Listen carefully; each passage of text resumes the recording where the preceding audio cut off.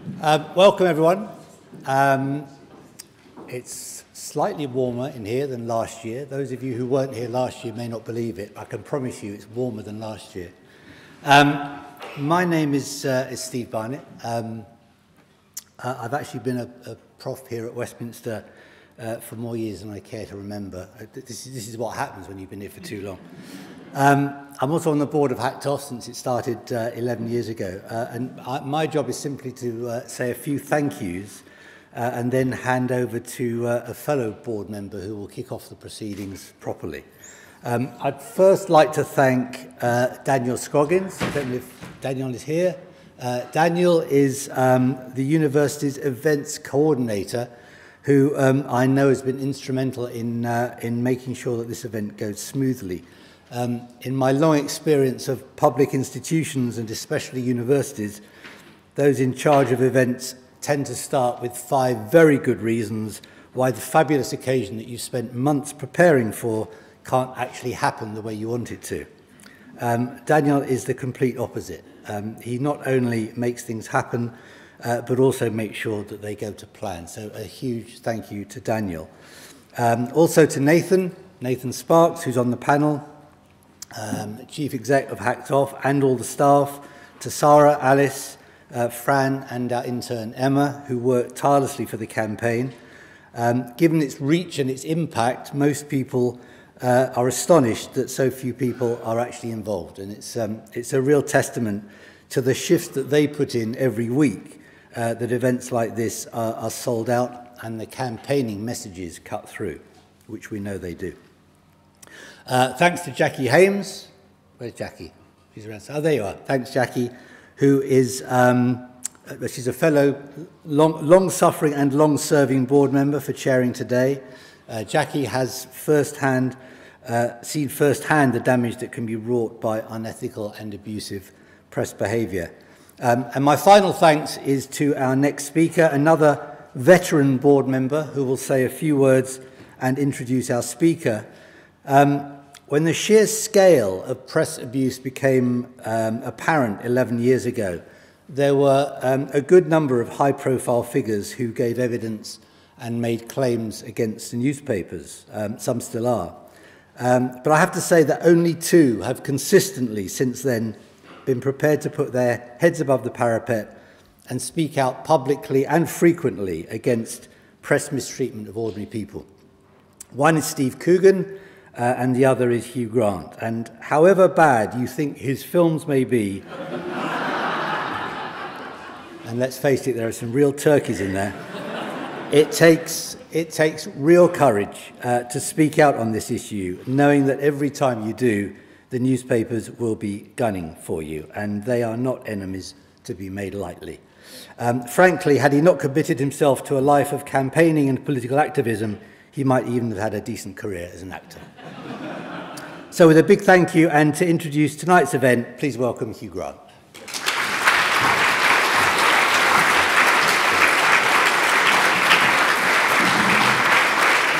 Just give me 5 minutes. Thanks, Steve. You're a tragic sight now. See the other guy. Yeah. If you think my films are bad, you haven't seen the one that's coming out in the spring yet.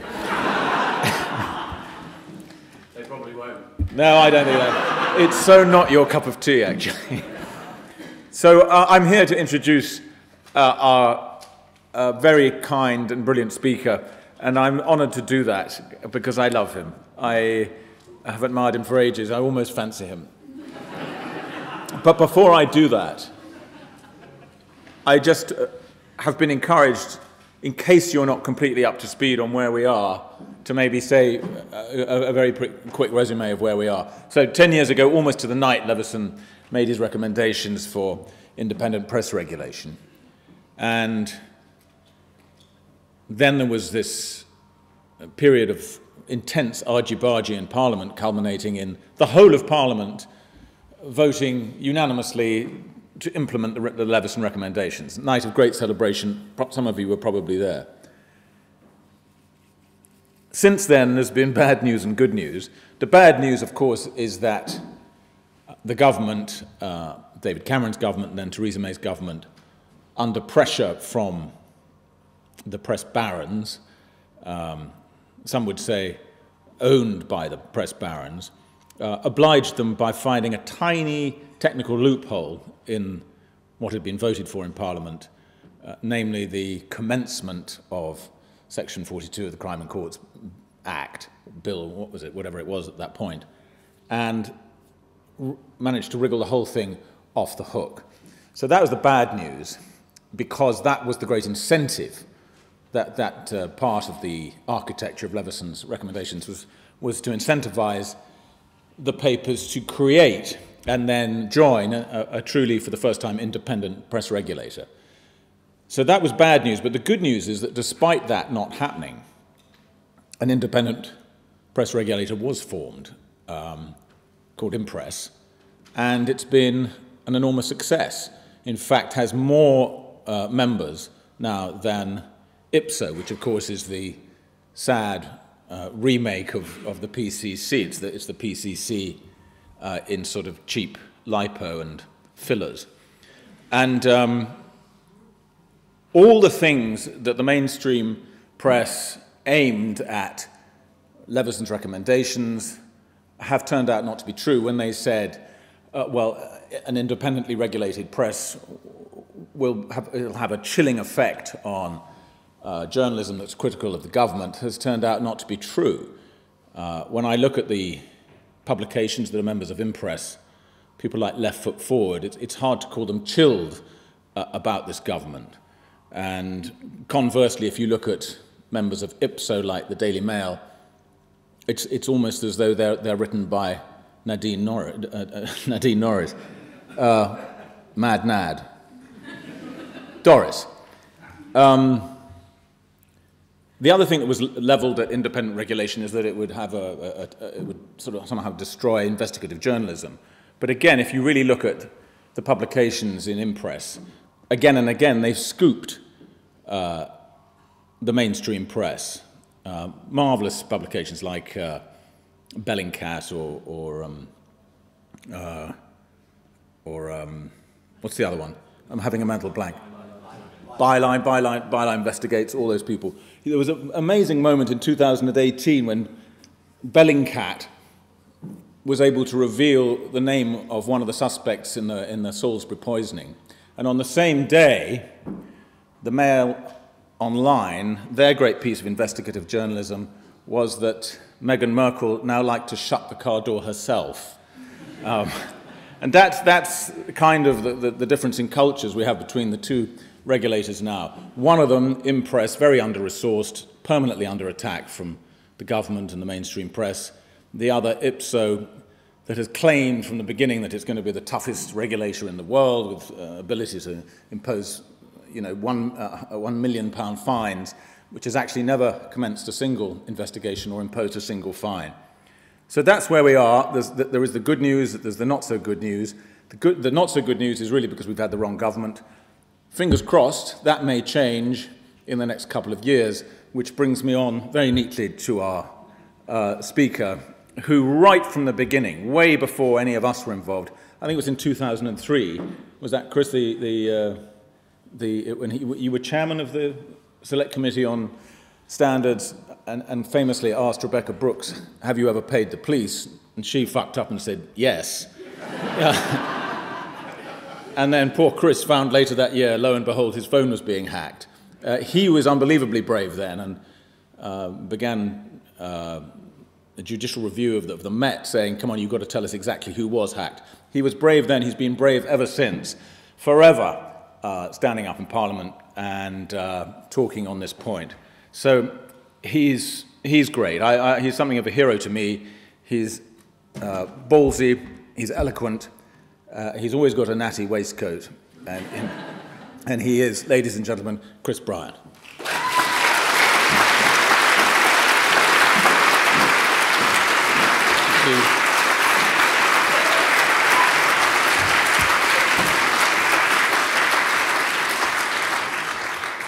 Thank you very much. I'm not sure that I like being called courageous. It always makes me feel as if I'm about to be in more trouble.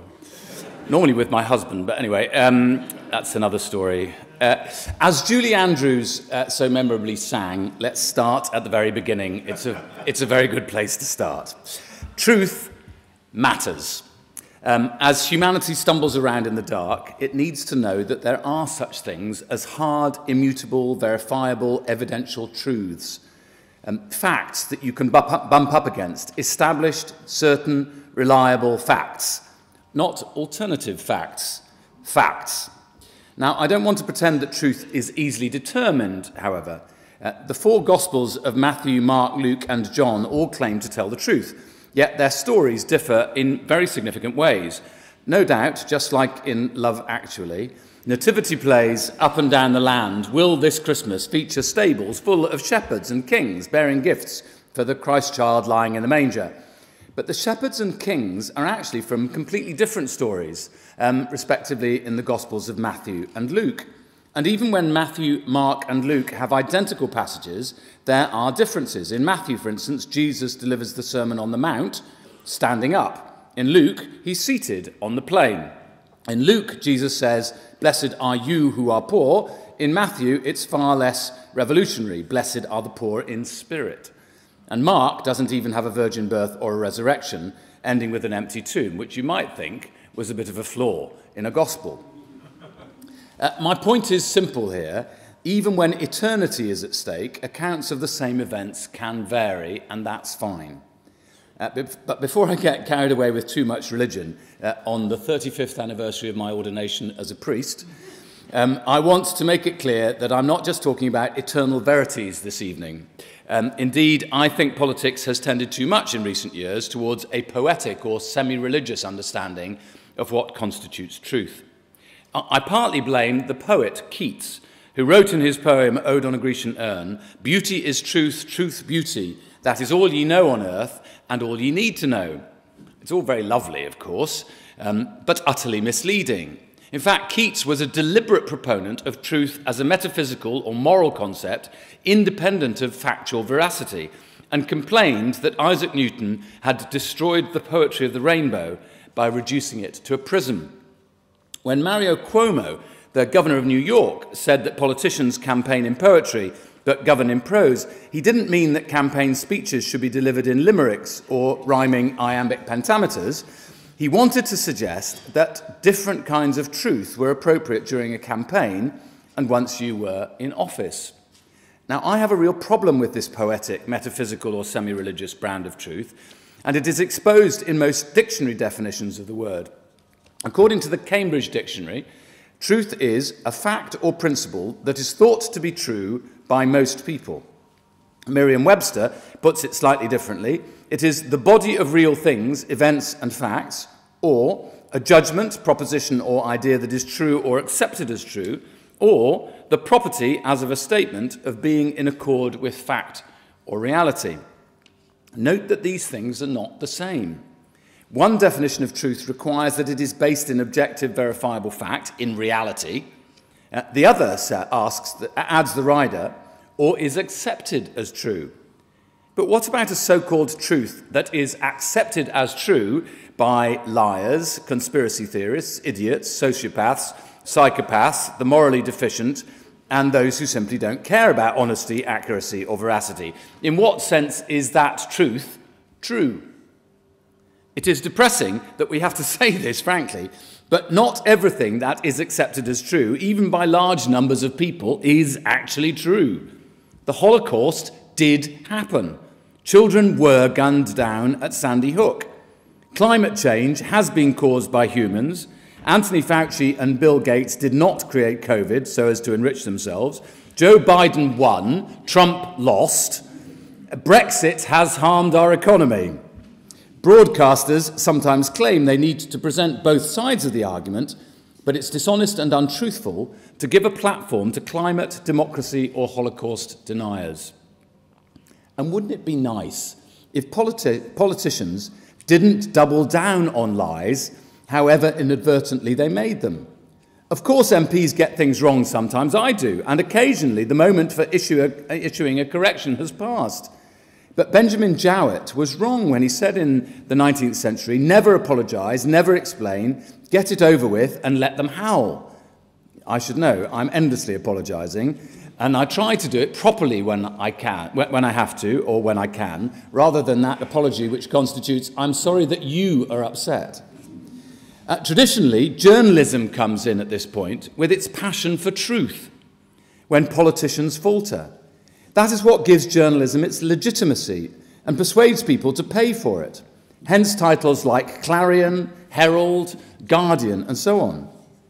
Admittedly, some newspaper people who have shouted loudest about the truth have confused it with propaganda. Witness the organ of the Communist Party of the Soviet Union, Pravda, which means truth and was actually full of lies. Likewise, Henry Labouchere MP does not sit unchallenged, I have to say, in the pantheon of political heroes. He introduced the late-night amendment to the Criminal Law Amendment Bill in 1885 that outlawed all homosexual practices for the first time and saw tens of thousands of men, including Oscar Wilde, imprisoned for gross indecency. But when Labouchere set up the journal Truth in 1877, he intended it to expose fraudsters, bogus companies and financial scams on the back of high-quality investigative reports. One of its famous successes came in 1892 when it exposed the Society of Science, Letters and Arts as a fraudulent literary society. Sadly, the thousands of members who had paid lots of money to join up were too embarrassed by their own evident gullibility to sue. Truth, however, was to provide a very different role in the 1930s when Sir Joseph Ball secretly bought it on behalf of Neville Chamberlain and used it to peddle anti-Semitism and attacks on Chamberlain's opponents who wanted to fight Hitler, not appease him. In 1938, Truth stated, without offering a shred of evidence, that it was, and I quote, no exaggeration to say that of every 10 swindles that come under the notice of Truth, an unduly high proportion are operated by Jews.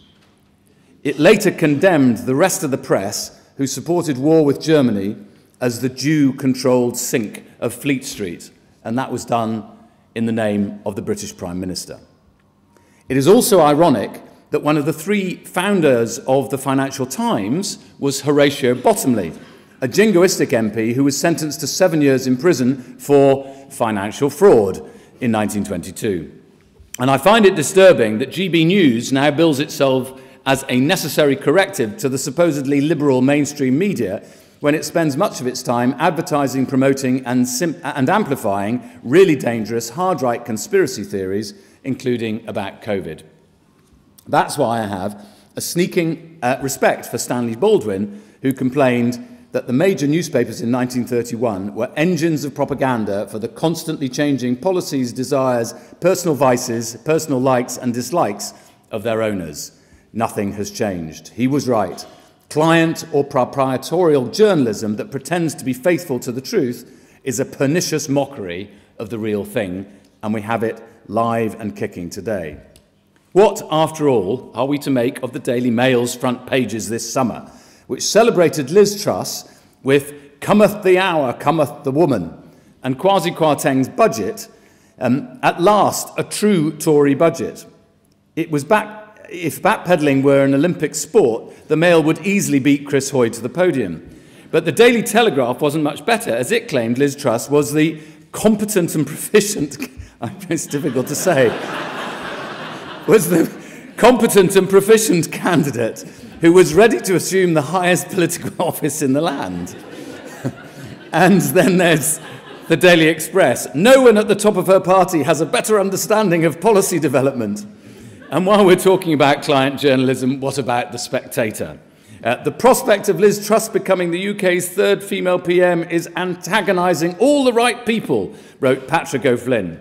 And the only bad part of her budget was the support for energy bills, wrote Kate Andrews. Beyond my long-standing worries about the moral integrity of British newspapers, I worry about how we get the news today. At least a newspaper claimed to tell the truth. Its editor curated its content, checked its facts, and designed it so that it was readable. Some would read the paper from alpha to omega.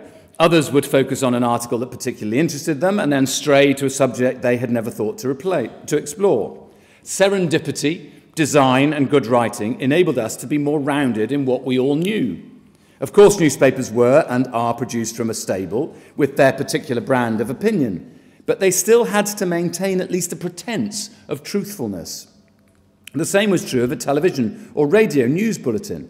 Less striking or popular stories were hammocked between more obviously popular ones, and again, serendipity, fine editing, and good storytelling enabled viewers to expand the boundaries of what we knew. Opinion had its place, but it didn't dominate. News has changed, though. Circulation hasn't quite fallen off a cliff over the last 20 years, but it has certainly tumbled down a very steep hill. We can't be certain about circulation figures, as The Sun, The Times, The Telegraph, The Guardian and The Observer keep these secret nowadays, but the Daily Mail now sells 870,000, the Mail on Sunday 750,000, the Daily Mirror 310,000, the Sunday Mirror 235,000, the Daily Express is down to 200,000, thank goodness. The most recent figures for the Times, Telegraph and Guardian are 365, 320 and 105,000 respectively, but those figures are at least 2 years old. When I was first elected in the Rhondda in 2001, the Rhondda leader enjoyed roughly 65% readership in the local population. Today, it barely exists as a separate title. The internet has forced newspapers to turn to alternative online models for making money out of their content, as according to Ofcom, nearly half of all UK adults used social media as one of their main sources of news in 2020. 76% used Facebook for news, and 37% used Twitter, although more than half the content accessed originated from a traditional news organisation.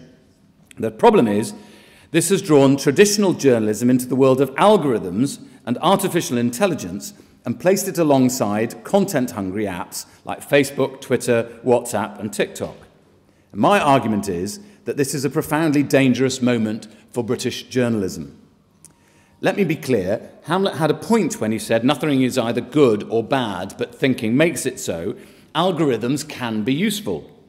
Artificial intelligence can be used to detect fraud in a bank account, for instance, translate a foreign news website, or ensure someone travelling overseas gets suitable health advice. It's probably also useful that an algorithm will work out whether I prefer rom-coms or Marvel movies and let me know about any upcoming films that might appeal to me or not, Hugh. But it spooks me, to be honest, that the Facebook algorithm seems to know I am gay. I am. I am 60, hence the Saga holiday adverts. I prefer Sauvignon Blanc to Chardonnay, and I enjoy the theatre. And it disturbs me when I get adverts on Facebook for travel insurance just moments after I've booked a flight. Fictional 1984 had nothing on actual 2022. TikTok is the same. I only ever use the home function, but you'd be amazed what comes up. A great deal of musical theatre, men working out in gyms, men who seem to have lost their shirts, Dr. Pimple Popper, and endless Graham Norton and RuPaul Drag Race clips mixed in with stories about Ukraine. That isn't, I assure you, honestly, because I've searched any of these things out. They find me, I don't find them. I hate to think what face recognition software can and probably is being used for in places of public assembly in China or in Russia. That is problematic enough. But my real beef is with the effect these algorithms have on journalism and political discourse. As they nudge people to political extremes, they promote division, and they pervert the truth by creating an incentive for untruth. Far from caring about the harmful effects of algorithms, the social media companies and their allies stroke competitors in the press rely on them, I think, to make money. I see three main problems. First, the marketing of hatred. The case of Prince Harry and Meghan Markle forcefully makes the point. The data analyst's bot Sentinel looked at 114,000 Twitter posts about the couple since January 2020 and found two things. Firstly, that 55 accounts had been set up solely to post negative material about them, and 28 more accounts had been set up to amplify those messages. And secondly, that the Twitter algorithm, which suggests people you might want to follow, urged someone who had viewed one hate account or message to follow several others. These 83 accounts were responsible for 70% of the negative content targeted on the couple. One account posted 111,031 messages about them. Bot Sentinel reckons there are 264 single-purpose hate accounts solely targeting Harry and Meghan. To the innocent bystander, it looks like the whole world hates Harry and Meghan. No, there we are. But this is not just ordinary, spontaneous or altruistic hatred. It is deliberate and coordinated. It uses social media recommender systems to amplify hatred.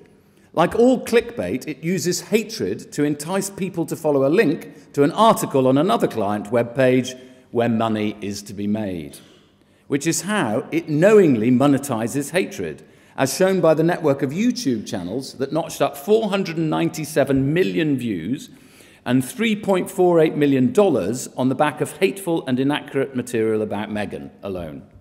3 YouTube channels, Yankee Wally, Murky Meg, and according to Taz, had more than 70 million views and earned $494,730, all on the back of hatred of Meghan.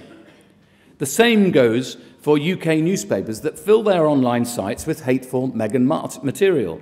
It is becoming their richest clickbait seam, apart perhaps from the sidebar of shame on Mail Online. It drives viewing and earns advertising income, which is why so many British opinion writers pen so much drivel about the couple, not because the story matters, it doesn't, not because the writer genuinely cares about it, they don't, but because it makes money. That is not journalism. It's a perversion of journalism. And yet again, it means that the press see other people's lives as commodities to be traded. Second, the promotion of conspiracy theories. Algorithms gather diasporas by recommending people with similar interests and outlooks to follow each other. Sometimes the original connection is very tenuous. They may read the same newspaper or support the same party or follow the same journalist. Or they may have just bought the same coffee machine. But they get brought together in the online world. They converge, and in their remotely gathered diaspora, to use a phrase of Coleridge's, they willingly suspend their disbelief when they hear or see people like them say things. People who once might have been minutely questioned, who might once have minutely questioned whether something was true, or at least been somewhere on the spectrum between sceptical and quizzical, now accept as gospel whatever they hear within the echo chamber, and they steadily find their biases confirmed and confirm the biases of others. Truth, in the sense of verified fact, becomes far less important than the group's own truth. This inclination towards untruth fans the flames of divisive politics. Look, for instance, and I think you will find this shocking, at a recent survey by the Policy Institute at King's College London. It found that 1 in 7 British people, 14%, say it's definitely or probably true that the Manchester Arena bombing involved crisis actors who pretended to be injured or killed, and that people weren't really injured or killed at all. Even more disturbingly, 1 in 4, 24% of people aged 18 to 34, say the 7/7 attacks in London were probably a hoax. And those who say their main source of news is social media apps are much more likely to think the Manchester Arena bombing was a hoax. 44% of those who rely on Telegram, and between a third and a quarter of those who rely on TikTok, podcasts, Instagram, Twitter and Facebook, think it was definitely or probably a hoax. That is frightening. Not least because, although many of the algorithms point to the right, we all have an echo chamber of our own. Each of us is less exposed to alternative viewpoints than in the past, and our prejudices, biases, and assumptions are repeatedly confirmed. Ironically enough, only fiction in novels and drama seems to enable us to walk in other people's shoes these days, and even that comes recommended by the Amazon or the Netflix algorithm. You may think you have found a story, but in truth, the media has found you. Thirdly, concentration of ownership. It is already shameful that 90% of print media in the UK is in the hands of 3 companies: News UK with 32%, Daily Mail Group 38%, and Reach 19%. 2 companies, Bauer and Global, control nearly 70% of all local commercial radio stations and 60% of national commercial digital stations. It is bizarre that Sky and the BBC contribute to this concentration by running lengthy segments commenting on the daily newspapers. I just don't understand why they do that anymore. When you add in the fact that 40% of people's time online is spent with sites owned by Google or Meta, you can see a real tightening of media concentration in this country and around the world. And with Murdoch, Rothermere and the Barclay brothers not resident in the UK for tax purposes, it is difficult to see how such monopolistic practices are in the interests of consumers, voters, or the general public in this country. Whatever the future holds, I hope it embraces media diversity. That's why the BBC and Channel 4, in public hands incidentally, are both vital for our national soul. Incidentally, I also worry about the monopolistic practices of Amazon, who enjoyed a complete dominance of the book market during lockdown and retain vertical integration in content, platform and devices through Kindle. So, in my last few moments, I'm calling for 6 things. First of all, higher journalistic standards across news sites and traditional press to counteract the inherent tendency in algorithms towards untruth and the marketing of hatred. Second, greater transparency about how recommender algorithms work and more online opportunities for consumers to opt for news and stories from outside their echo chamber. Thirdly, tighter rules on anonymised fake online accounts run by bots. Fourthly, more research by Ofcom and others into the pernicious or deleterious effects of algorithms. Fifthly, tighter regulation of broadcasters deliberately disseminating conspiracy theories and the online platforms that further amplify them. And finally, new media ownership rules that are fit for the digital era and enable regulators to decide whether a broadcaster or news service company is owned or run by a fit or proper person who is registered for tax purposes in the United Kingdom. Thank you very much.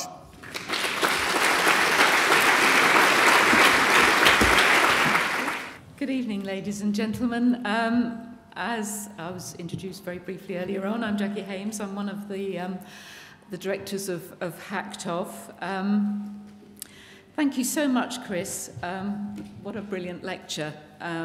It's the first Leveson lecture, in fact, to cover both theology and RuPaul's Drag Race. I'd like to introduce you to the other members of our panel here. Firstly, we've got Ellen Judson, who's a digital policy expert from Demos. Really welcome and thank you for coming along today. And we're also joined by a fantastic journalist from The Guardian, Haroon, Siddique. And also at the far end, and last but very much not least, Nathan Sparks, the beating heart of Hacked Off on a daily basis. So thank you all for joining us. I think we'll all agree it's a brilliant lecture which actually provokes a lot of questions, and hopefully it's a debate that will continue amongst all of you here tonight as well in the future, and hope you will continue to be engaged in this subject. Chris, I'd like to ask you first. You referred to the remarkably favourable coverage of Liz Truss's short-lived administration in several newspapers. Parts of the press in this country are partisan to an almost fanatical degree. How much of a problem is that kind of extreme partisanship for politicians and the public? And have you a view about what the answer might be? Well, to quote RuPaul, she sashayed away, didn't she? Oh, look, I mean, I don't think the newspapers have the power that they once had. Oddly, that makes them a bit more strident and shrill nowadays, and I think that is less appealing to lots of voters. So I'm not, you know, in the bad old days when Murdoch owned more than 45%, I think, of the press, in the UK and had the cash cow at Sky, that concentration of power was, I think, terrible for Britain, and because it meant that politicians were frightened that he would use his newspapers to destroy them, and consequently sought his favour all the time, and that was just bad for British politics. Do you think that fear is a bit more diminished now then? I think it's gone. Okay. I mean, I think there'll be stupid politicians who will seek to still curry that favour, but I think voters have so many different places to find, their views and find opinions today that I think more and more politicians will be able to,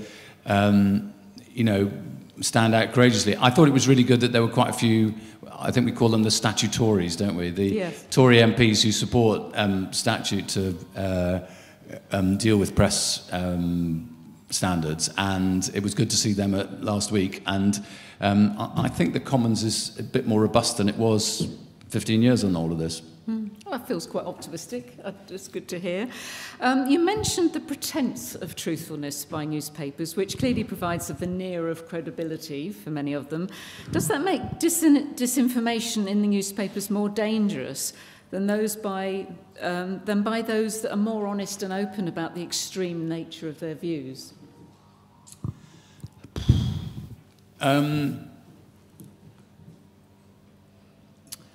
Well, the conspiracy theory is alive and well, I have to say, and Dan Wootton. I mean, really. So, I mean, he kind of made his career, didn't he, in the Sun, and is now GB News, and was talk radio for a while. I mean, he spouts dangerous drivel about COVID, utterly, thoroughly dangerous, supposedly in the name of free speech. And actually, free speech has its limits. You can't shout fire in a building when there isn't a fire, and so on. And but what angers me is this. I think it's quite deliberate. It's a business model, and some of it is funded very dubiously as well, and so I hope it changes.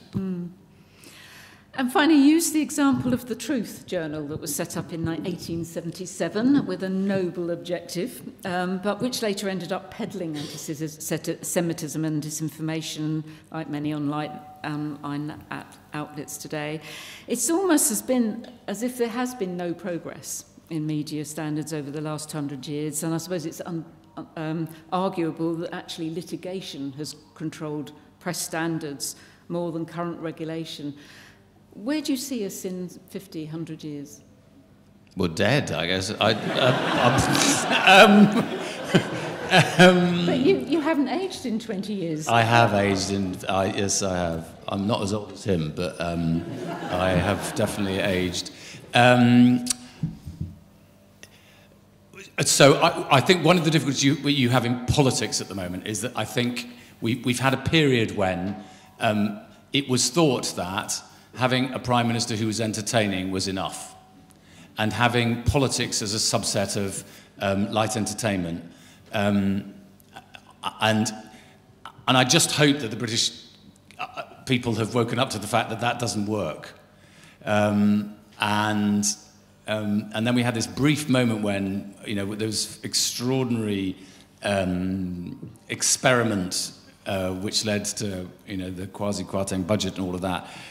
But I couldn't understand how anybody possibly thought that Liz Truss could be a Prime Minister. Anybody. Do you think those moments, though, are making perhaps the pendulum start to tip towards the other way again? Well,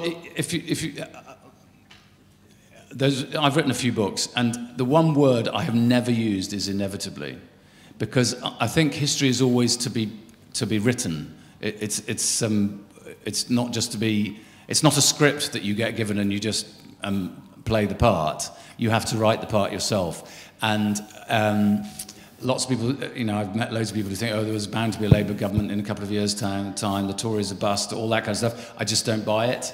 I think we in the Labour Party have to earn every single element of trust. to be able to form a government and, again, to quote RuPaul, don't fuck it up. Well, we're relying on you to keep speaking that truth in the House of Commons and outside like this evening. I want to move to Ellen now, if I may. Chris spoke a lot about algorithms and the effect of the digital revolution on access to news, as well as how newspapers can be responsible for coverage which is discriminatory or false. There is a new piece of legislation on the way, the Online Safety Bill, which will require social media companies to regulate their platforms more effectively. Do you think this new bill will ensure that harmful newspaper content on social media platforms is properly regulated? So just to start with, I guess, a bit of background on the Online Safety Bill, for folks who might not be familiar with it, is essentially, it's been a long few years of it coming together, but it essentially places a duty of care on social media platforms to take certain steps and have systems and processes in place to keep their users safe from various harms. Obviously, it's still very much in flux at the moment, so I won't go through all 255 pages of it with you this evening. But there's two elements which really kind of relate to the discussion here this evening in particular. And one is that so news publisher content is exempted from the bill. And what that means in practice is that social media companies, wherever they're required to act in certain ways in response to certain content, that content does not include news publisher content. And that's come about essentially from a lot of worries that if the government were to require social media companies to act on content and they end up acting on news publisher content, that would be a form of press regulation by proxy. So the exemption has the sort of the intention of avoiding that. And the other thing which I think is relevant to mention is a new amendment which has come in the last few months requiring platforms that if they do want to act on news publisher content, for instance, if they think it breaches their terms of service, they want to take it down or they want to restrict access to it, that they have to essentially contact the news publisher first, and there has to be a sort of complaints and appeal procedure in place so that companies don't take down news publisher content without good reason. And I think there's two real issues kind of inherent in those approaches. And the first is this idea of exempting one kind of content from what is meant to be a systems-based approach. So essentially, the bill is intended to be acting the very high level of saying to platforms, okay, how are you designing your systems? How are you designing your processes? What do you have in place that's going to increase risks to users? What do you have in place that's going to decrease risks to users? And having oversight over all of that. And so to then kind of carve out one section of content but you don't need to worry about that, really undermines, I think, the whole purpose in the beginning, which was to have this very systems-based approach. And I think the issue, on the other hand, with the requirement around leaving content up and having a complaints procedure, I think having an appeals procedure in place for kind of wrongful removal of content is very sensible. But it kind of, this one in particular sort of fails to grapple with how disinformation particularly kind of spreads in online environments in the way that Chris has been talking about. And the fact that timing and speed really, really matters. And if social media companies are trying to sort of take action to keep something from going viral when they think that there's a real risk that it could cause significant harm, but they have to wait and they have to go through a process before they're allowed to act, even before they're allowed to act in accordance with their own terms of service which they've set out, that kind of risk mitigation is really, really damaged, and the ability of social media companies to take action to keep people safer is undermined. I think the other thing I'd say as well is I don't think the way the exemptions work at the moment is good for journalism either. We know that so the way that sort of social media, the business models are set up and the way that the algorithms are set up promote this kind of divisive and harmful content, which is often used to target journalists. We've done lots of work with women journalists in particular who are often targeted by disinformation campaigns, sort of hate and abuse campaigns, folks like Maria Ressa being the kind of most famous example. And the Online Safety Bill, I think, has missed a real opportunity to try and tackle those systems, those underlying systems, that increase threats to everyone who uses their platforms, including journalists. And is there sufficient of this knowledge being fed into the legislatures putting together this bill? Are they getting a broad enough and wide enough understanding of these issues, do you think? I mean, as I say, it's been going for about 4 years at least now. And you know, the number of consultation responses we've filled out, to say the least, has been numerous. But I think the real problem is that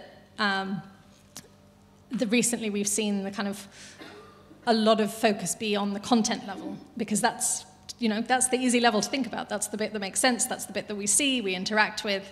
And what we've seen kind of as the bill has kind of progressed through is more and more focus on, well, how will this affect this individual piece of content? How will this affect this individual user? Will it get the right, quotes, answer in each case?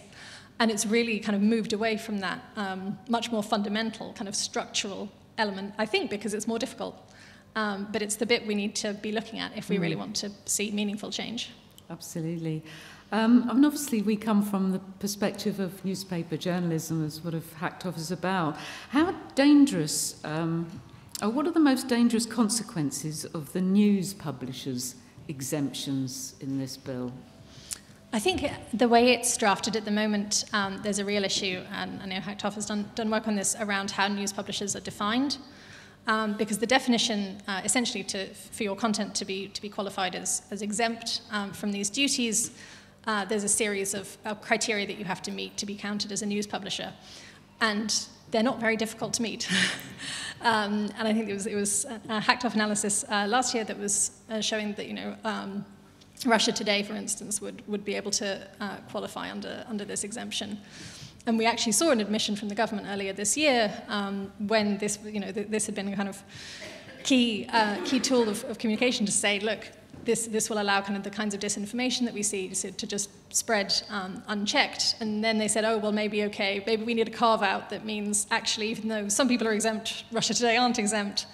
And I think once you get to the point where you're having to make exemptions from your own exemptions in order to get it right, you've got something more fundamental that needs to be fixed. Oh, what tangled webs we weave, eh?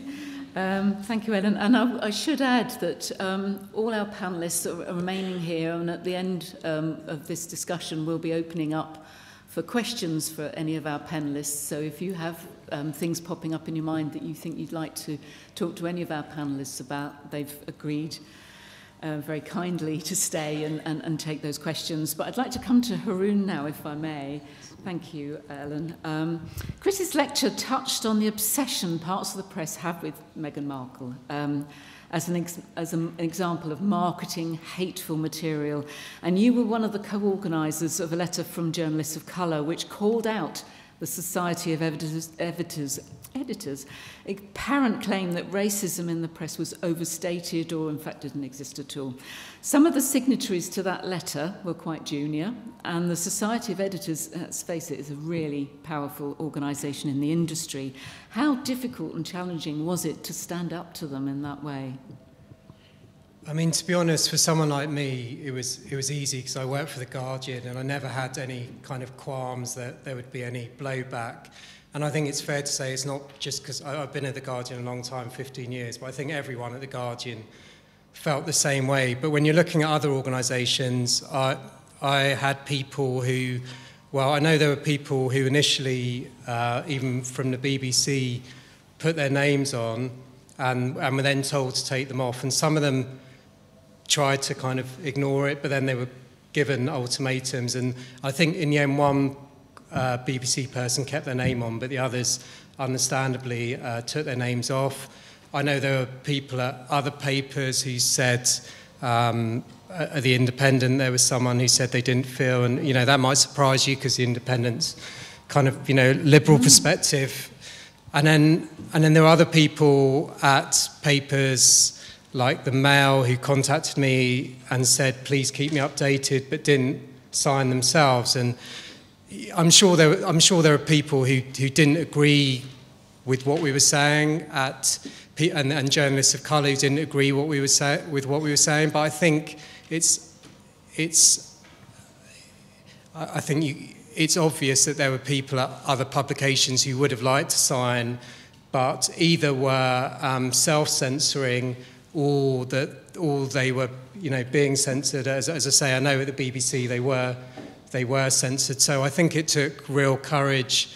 I think there was. I looked back at the letter today actually, and I saw there was one person from the Mail who signed, and I remember he contacted me, and he was a trainee sub-editor, and I actually, when he emailed me and he said, I think there are no tabloid people on it. I think maybe there were later on, maybe someone from the Mirror, but he said, so I'm really keen for my name to be on it. And I actually thought, I felt a bit of a moral quandary. I thought, is this guy going to get in trouble? But I thought, that's what he wants to do. And so I think for someone like that, it took real courage.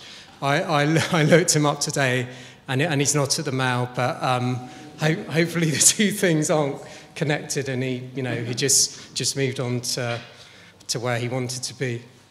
Which I suppose goes to a broader question about journalists coming into the industry, having that sort of spirit to want to hold power to account and tell truthful stories and investigate stories, and it feels like there's still a culture of fear around certain subjects that not to be approached or not to be challenged. Is that a real problem in the industry, do you think? I mean, I think the problem is, particularly when it comes to journalists of colour, is that a lot of publications are making efforts to get them in at junior levels, and a lot of that's very successful. And if you look around some publications which maybe hardly had anyone a few years ago, but they don't have the power, they don't have the voice within the newsroom, they're not able, very few people feel confident enough. It took me a long time at The Guardian to be able to speak about issues like that. To expect someone who's at the very lowest rung, who's just come in, to feel comfortable enough to speak up is, it's unrealistic, really. And that's why it's all very well getting people in at the lowest levels, but you have to encourage them and nurture them and help them get to positions where they are. They do hold power within the newsroom. And I think at The Guardian, we're getting there to some extent, but I don't think there's that many publications that are getting there. I think there was a report, I'm not sure who did it, just within the last fortnight, for example, saying that there are very, very few women of colour editors at UK organisations. And this was not just newspapers, but kind of all news organisations, but it was very, very low.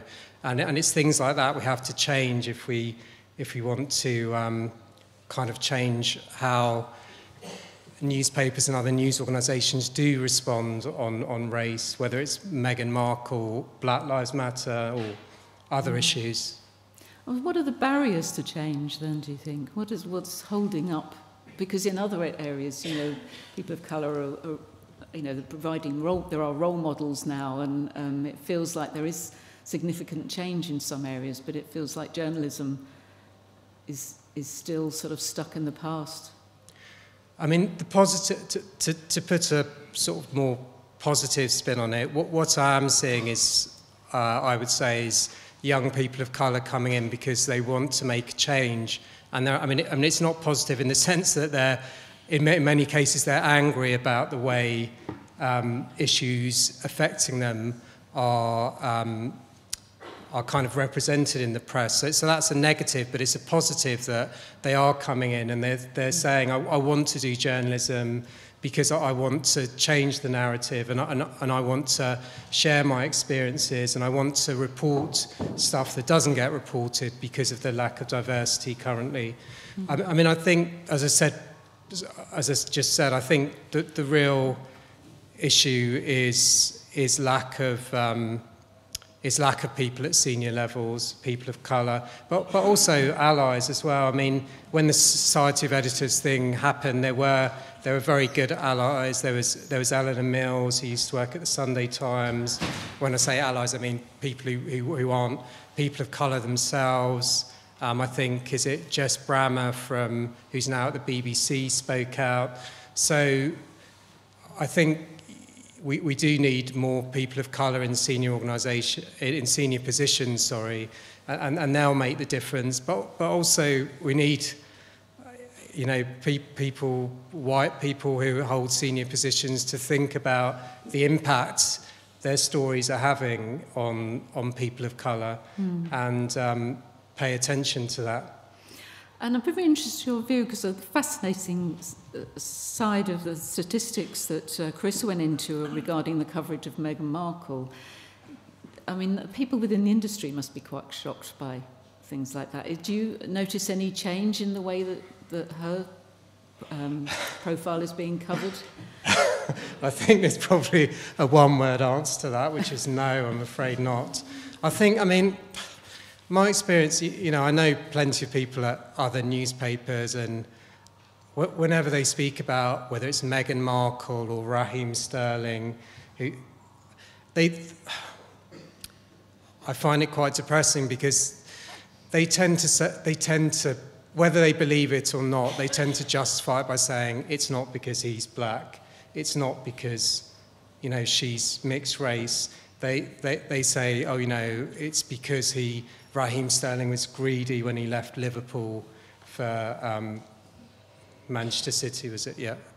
So there's a sense of trying to justify. Yeah, and I just see that, and I don't really see. You know, I'm pleased that the Society of Editors did withdraw the original statement, but I think their influence is limited to some extent, and I think the reason it took them 5 months to withdraw it. I think the chair resigned in the end. Yeah, exactly, and you know, Dawn Alford did engage as soon as she took over from Ian Murray, who resigned, but I think the problem is she's in charge of an organisation that has people from organisations with very different philosophies. I mean, if you looked at the Press Gazette coverage of the story about slaps last week, it sort of made a point of saying, oh, the Daily Mail and the Guardian have, you know, it's an unprecedented agreement, and she's trying to kind of navigate that on something as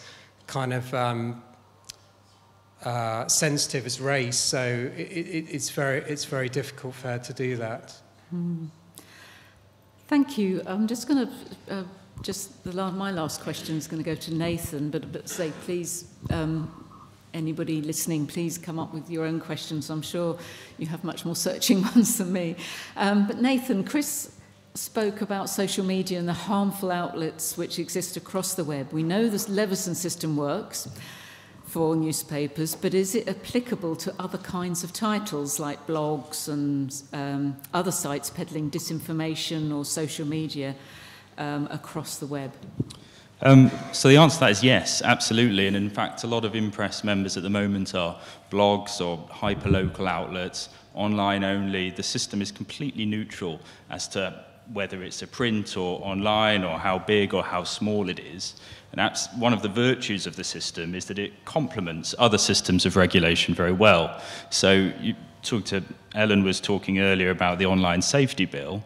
Now, we would say, you know, if you want to exempt news publishers from a bill that's going to regulate social media, what you should just say is, if you're a newspaper and you're in an independent Leveson-compliant regulator, then you're out of the system. You get your exemption on that basis. And that's what the bill already says for broadcasters. So at the moment, the bill says if you've got a broadcast license, then you're exempt because you're covered by Ofcom.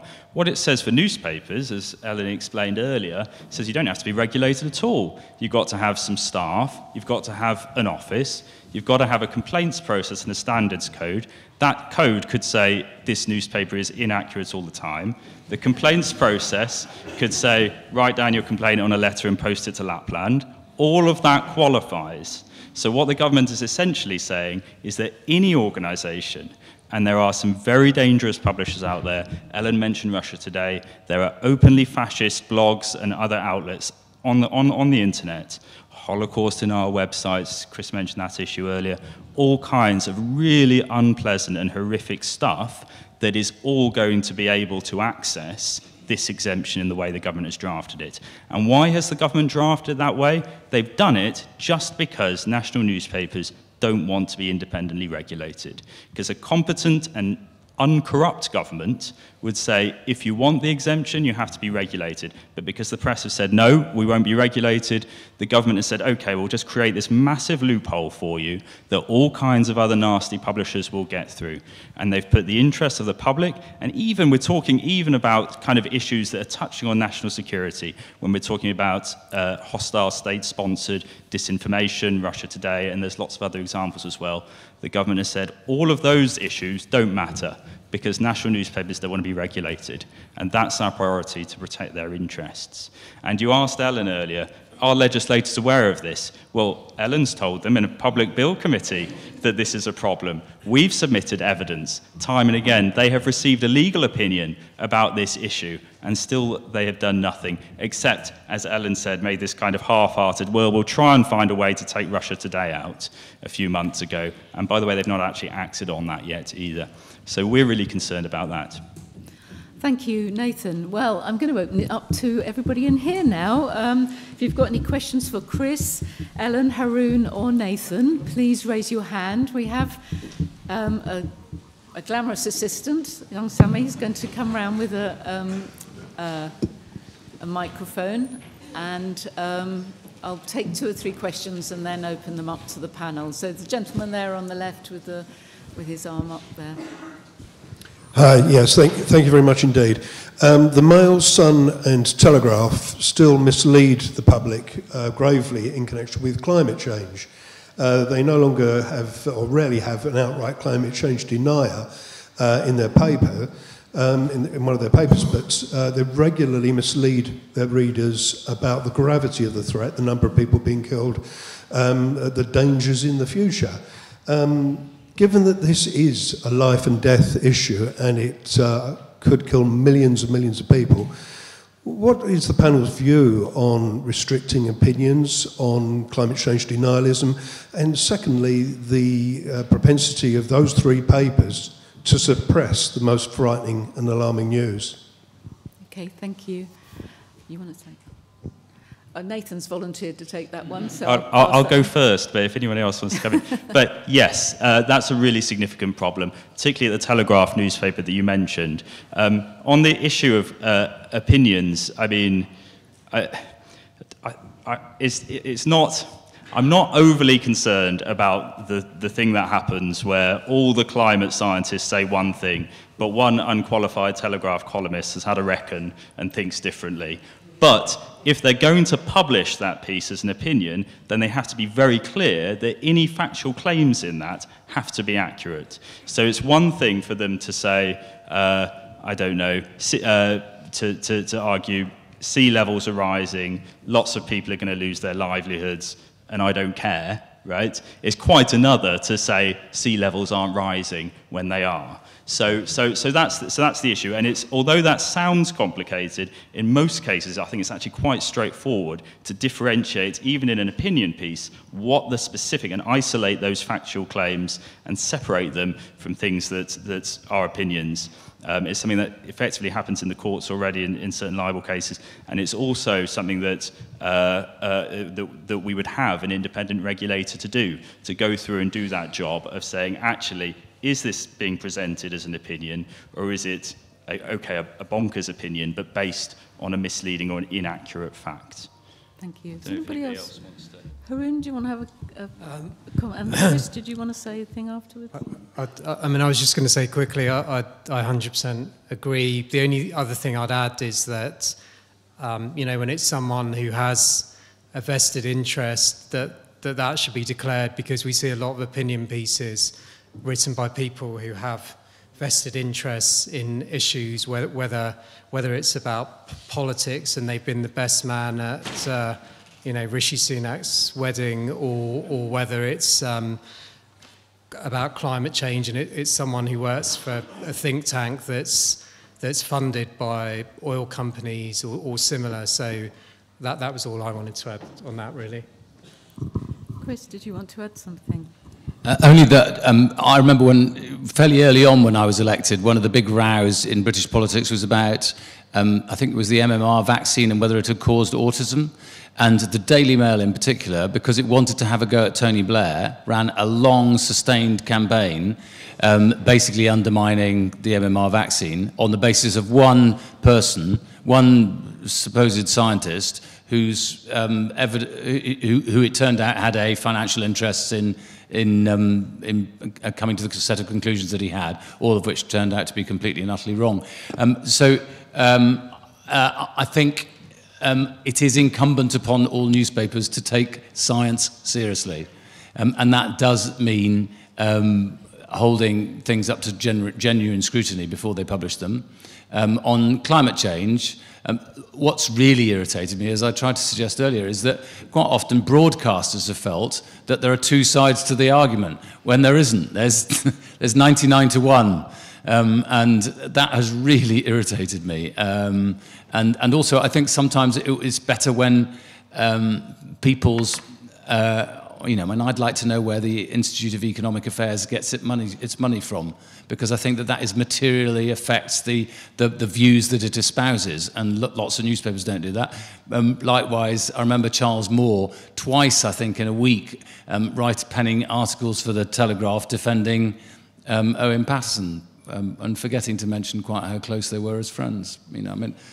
All of this is basic, really, isn't it? But that's when a newspaper isn't a newspaper. It's just a tawdry piece of bog paper. There's a gentleman up the back there with a pink scarf. Yeah, hi. Thank you all for your comments. My name's Ian Puddick. The question really to the whole panel, and primarily to Chris and Jackie, is the only reason that we have Leveson and we're here today is it all started with the police refusing to uphold the law, taking bribes and doing lots of very bad things. Where do the police still fit into this whole thing? Because they are not truly accountable to the British public.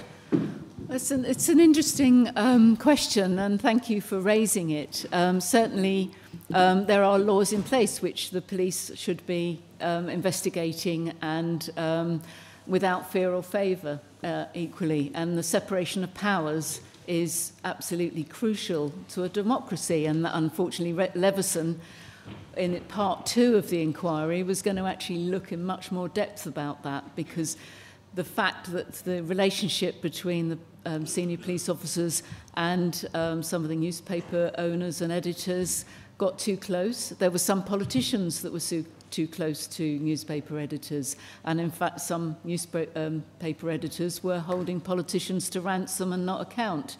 And there became a very grey and muddy area about the rule of law being applied here, and whether or not it was done properly. And Leveson 2, part 2, would have got to the bottom of that.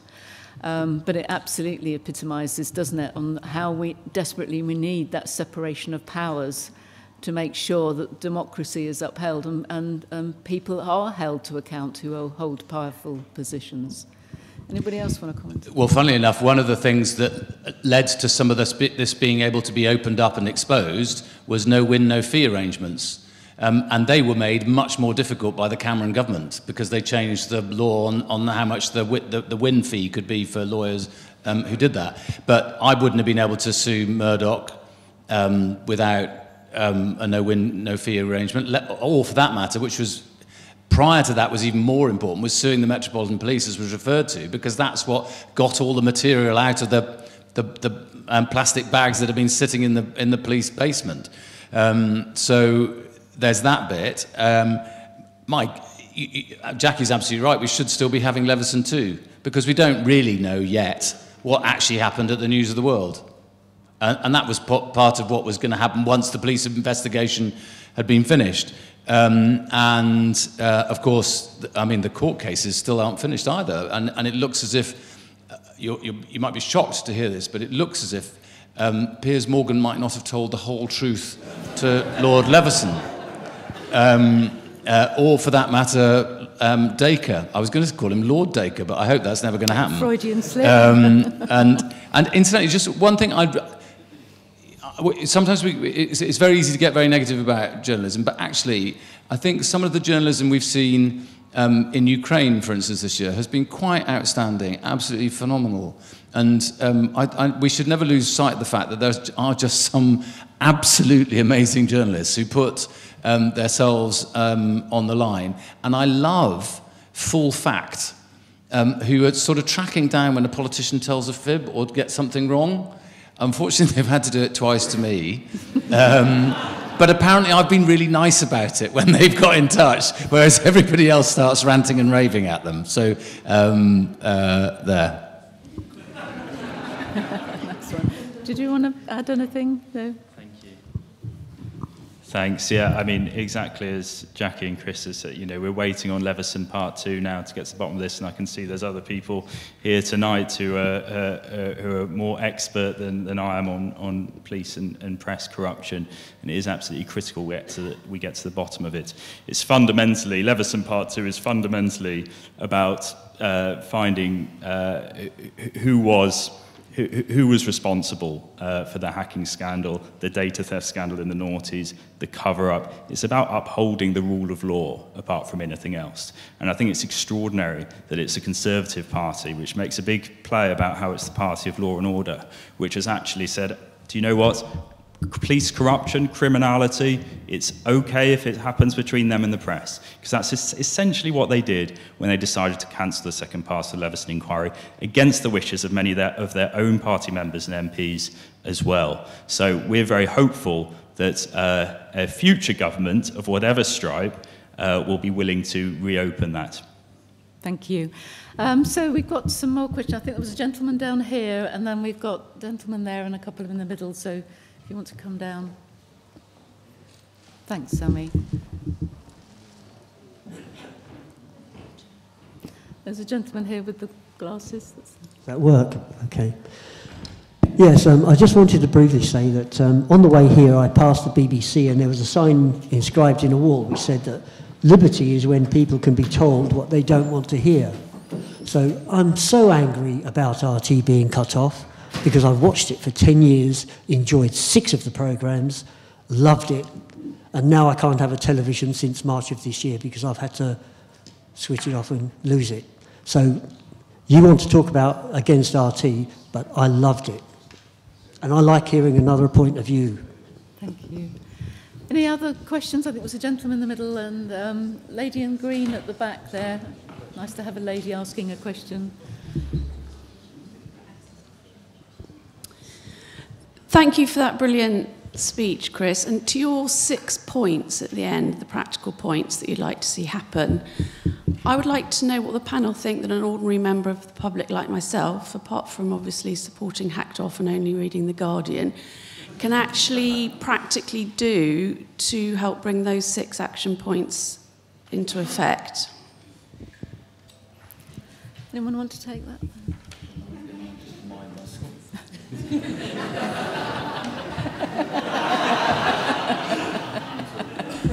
Okay, I'll go while Chris is reminding himself. I think on the what the public can do, I think speaking from the kind of point of view of the thinking about online environments is really being aware of how online environments are being shaped by systems that might not be immediately obvious, being critical of things that are recommended or promoted or that just happen to show up in one's news feed or the various feeds of various different platforms. I think there is a really important thing about public choice, which is that oftentimes we hear the sort of line from big tech platforms that, oh, well, if people didn't like the way that things were happening on platforms, they would just leave. They would just use a different platform. They would vote with their feet. And therefore, we've all kind of tacitly agreed that this way of doing things is fine.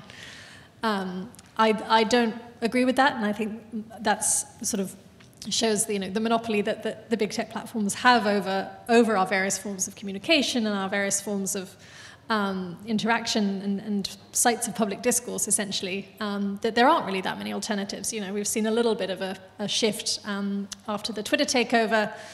Some people saying, right, that's it, we're all going to Mastodon, but I'm not expecting that to become a kind of national revolution. So I think it would it's tricky to say, just if you don't like the Facebook algorithm, just leave Facebook. But becoming more aware of the way that the platforms operate, the way that the platform systems might be serving things to you, and that information might not always be reliable. I've remembered what I said now. Look, if I'm honest, I think the single most important thing is that the country has got to gather around the reset button and press it on basically everything. I mean, it just feels like the country's bust.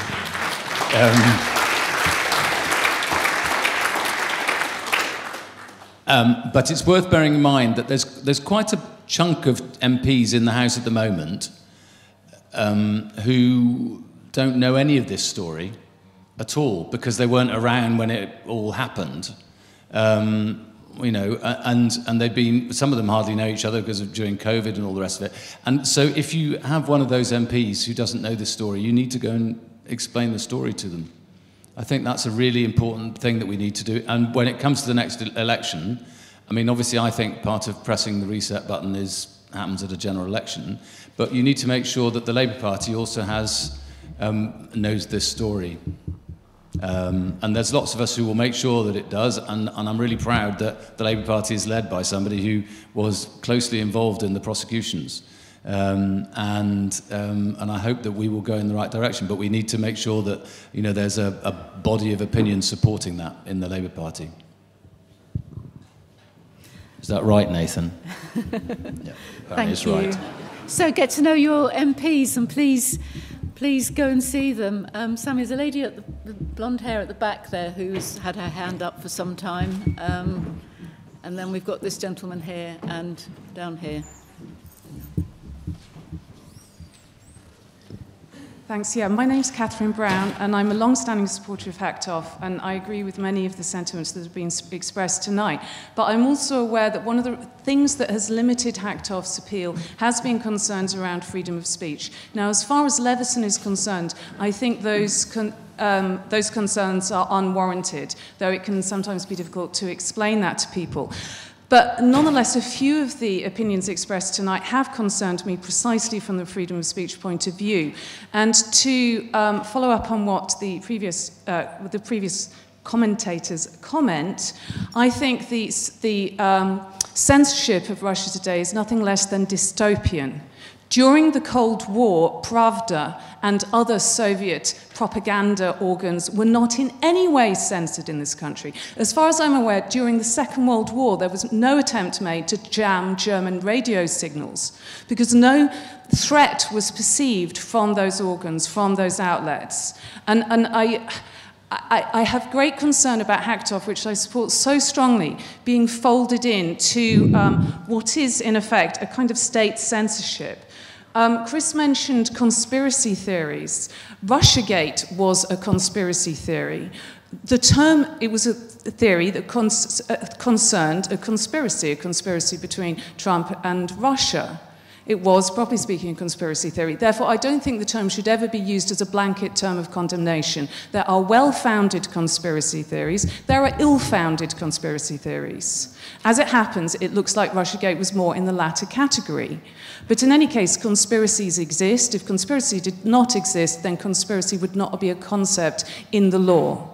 So I would actually like to go back from this slightly censorship-orientated trajectory that I'm slightly worried that Hacked Off might be travelling in, and like Ian Puddick, go back to the beginning of Hacked Off, which was aggression towards individuals and perhaps also groups by the press, from which they find it very difficult to defend themselves or have any chance of repeal. And there, I am actually concerned by these recent attempts to make it more difficult for the rich to prosecute for libel. Of course, libel laws shouldn't be as it is. It shouldn't require money, and that's precisely why Leveson is so necessary. But to put certain categories of people outside of libel law strikes me as troubling. And I also, I'm finally coming to a question, wonder what any members of the panel think of the exemption for honest opinion that members only of the mainstream press have since a reform of the Cameron era. You going to take that, Ellen? Well, I was going to sorry. kick off just with a comment on, yeah, absolutely, freedom of expression has really been kind of I think the most hotly kind of contested thing around the online safety bill in particular, and the kind of idea of social media regulation, and is really where a lot of the kind of discussion around news publisher exemptions and so forth has come from. And I think where the kind of current approach really fails is it takes a very narrow view of freedom of expression, and it sees the primary threat to freedom of expression is your content being taken down. And that's kind of how the bill operates at the minute, is that's the kind of thing that it tries to guard against.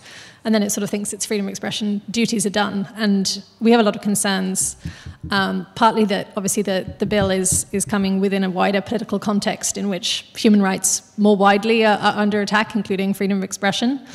And I think that's a kind of real concern, that's the context that we're operating in the context in which the regulation is being proposed. But I think there's also a real kind of freedom of expression threat from lack of regulation, which I know sounds a bit counterintuitive, but if we think about the kind of effects that mass disinformation campaigns, mass abuse campaigns have on freedom of expression, freedom of the press, freedom of association, all of these freedoms that we really care about, the chilling effect of the social media platforms, being able to effectively dictate the terms of public discourse and the terms of what information we can access and how, I think is really serious. So I absolutely agree that freedom of expression really needs to be at the heart of these conversations. But I think having a wider view of the different ways that freedom of expression is threatened is really important. Chris, Nathan, do you want to take? Just on 2 points. So first of all, the point with Russia Today is that they should not, if they do publish something inaccurate and put it on Twitter, Twitter should be able to take that down without having to ask them first, is the key point. And that should that should apply to all kinds of outlets online. What the government is proposing is a system in which Twitter and Facebook aren't able to take down unregulated content for any organisation that masquerades as a news publisher, whether they genuinely are one or not. So that's the point on Russia Today. On the second point about use of libel law by wealthy people, what Hacked Off has always campaigned for is that libel law should be accessible to anyone who is a victim, who's got a serious case, effectively. Anyone who's got a serious case should be able to access legal redress through the arbitration system of a regulator. Now, that not only guarantees access to justice for the public, but it also means that any publisher dealing with that through arbitration is going to be able to defend itself and not face excessive costs in the process. Now, the status quo at the moment is that some people who are very wealthy, it's alleged, are able to use libel law to chill small publishers by threatening expensive claims. And on the other hand, lots of ordinary people who are victims of libels and other very serious cases of press illegality have got no recourse, no access to justice because they can't afford to bring a claim. Hacked Off's position is to address both of those at once by incentivizing both parties to use cheap arbitration. You can resolve cases quickly and more cheaply and straightforwardly for both sides, and everyone has their day in court or their day in arbitration, as it were. So that's the Hacked Off position, is try to kind of square that circle and make it possible for both sides to get justice. Funnily enough, the only newspaper I've ever sued is The Guardian. Because they did a column which was supposedly my party conference diary, in which and they did it every day for a week, in which I basically slagged off everybody who lived in the Rhondda, my constituency. And they said, well, it was clear that it was satire. And they said, well, it's so unclear that it's satire that one of your own journalists has just accused Chris Bryant of being despicable for hating his own constituents. I believe that people should be able to sue. There's a lot of misunderstanding about libel. I was on Question Time about 5 years ago, and we were talking about poverty in the UK, and the next day everybody or somebody had a right old go at me on Twitter about being a hypocrite because I was wearing a £30,000 watch, except I wasn't. And he said, well, prove it. And I said, well, I can't prove it, but I've only got I've got one watch, which I'm wearing now, which I've had for a very long time. It cost 150 quid. And she said, you're lying. I said, I'm not. You're lying. This went on for quite a while. And she said, well, you could sue then.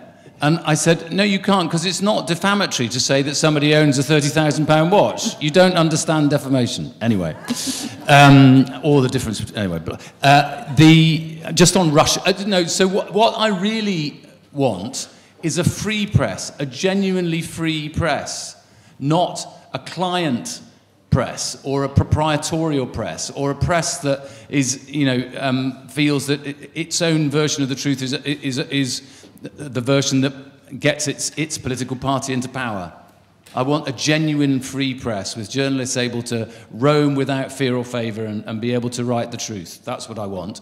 I just explained my anxiety about Russia. I'm probably the longest-standing critic of Putin in the British Parliament. I said in 2014, and everybody howled at me and called me a warmonger. I said in 2014, if we didn't sanction Russia properly over the annexation of Crimea, Putin would go for the rest of Ukraine, and if that happened, we would have problems with access to oil and gas and to food. And lo and behold, it has come to pass. I get attacked on a very daily basis, well, on a minutely basis, by bots from the St. Petersburg bot factory and troll factory, deliberately because I've been such a profound critic of Putin. So I'm afraid I do believe that we are engaged in a hybrid war with Russia, most of which with the UK is waged through misinformation. Just one interesting. I'm also interested in Spain. You may recall during the row about whether there should be Catalan independence, there was lots of stories punted out. They were all put out by Russia because they wanted Spain to fall apart. They weren't true stories at all. So I'm afraid I want to be very, very tough on Russian disinformation. And I realise that puts us in a difficult situation. We did, incidentally, in the Second World War, try to block all communication from Germany. Okay, thank you. Where's the microphone there? Where's our... Oh, Sammy. Can you just come down to the front a minute, Sammy? Sorry. So we've got a gentleman here with a scarf, and then somebody over here. Thank you. Yes, scarf and quite heavy coat, because it's not the warmest I wish I had mine on. room. Thank you all. Thank you, Chris, for a great speech. I'm Jonathan Hayward. I used to run Impress and now run something called the Public Interest News Foundation, and we work with lots of those small independent publishers who joined Impress and are trying to fill lots of the gaps left by mainstream media. Alongside the online safety bill, the other big piece of internet legislation coming through is the digital competition bill, which will, I know no one knows about this, promised in the Queen's speech, reaffirmed by the Chancellor a couple of weeks ago, due to be tabled during the current session, which will, among other things, introduce something like what we saw in Australia, which is called a news media bargaining code, which allows publishers to negotiate with platforms for a share of revenue and data. What happened in Australia is that the 17 largest publishers, principally the Murdoch Group and Nine and Fairfax, the other big firms, successfully extracted a few $100 million from Facebook and Google, who then didn't want to do deals with all the smaller publishers, and the Australian Parliament and government have said, that's fine, that's great. Murdoch got what he wanted. Zuckerberg kept the lights on in Australia. We're all happy.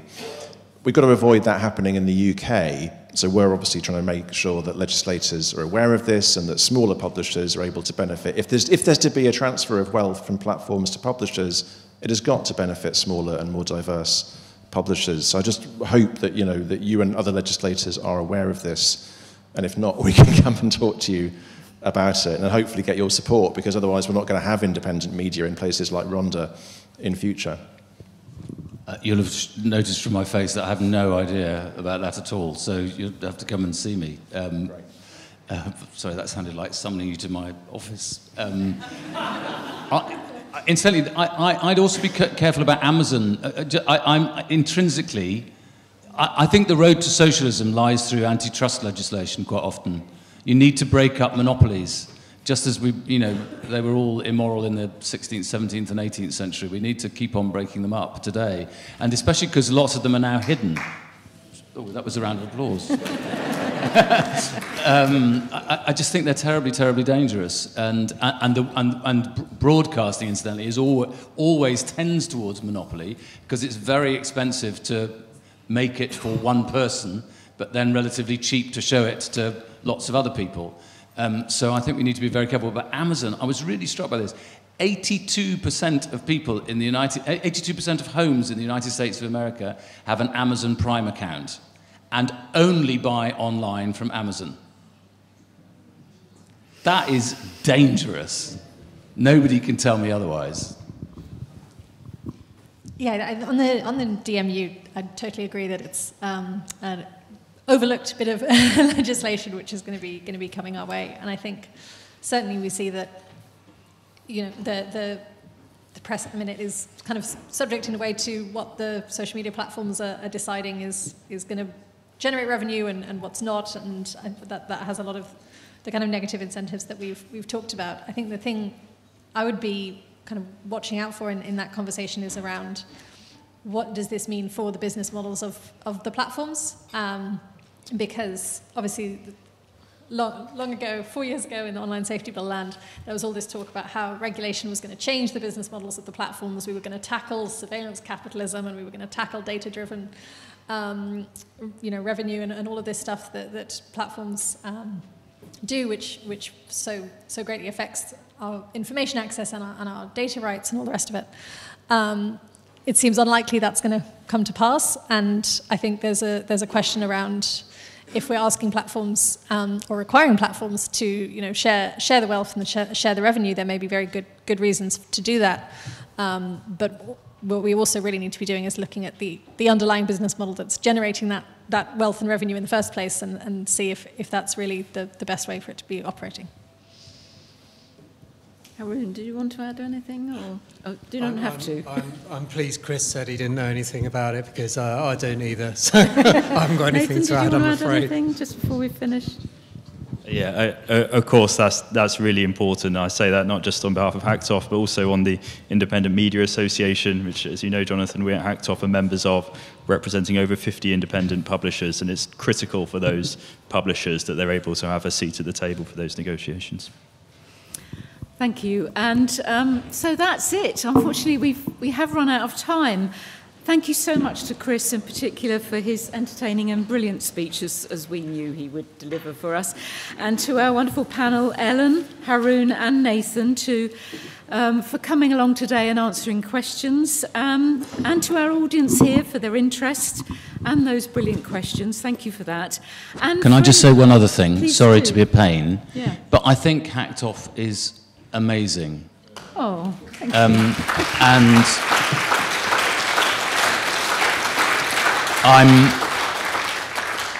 I'm kind of paid to be brave. I mean, there's not much point of an MP if you're not brave, but you're not necessarily you're not paid to be brave. He's not paid to be brave. Lots of people have been brave in HACTOF and stuck with it, and that is a really, really important thing. So thank you. Thank you. Thank you very much, Chris.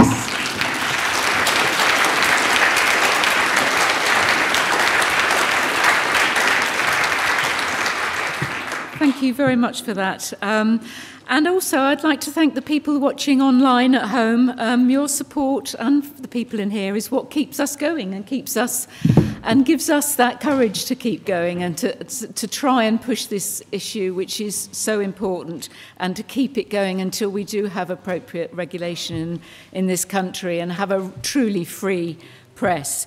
And we will continue to keep going and do that, providing support for victims of press abuse who otherwise would not have a voice, and hopefully advocating the views of those of you that support us so well. So thank you for coming tonight. Thank you for the people at home, and good night.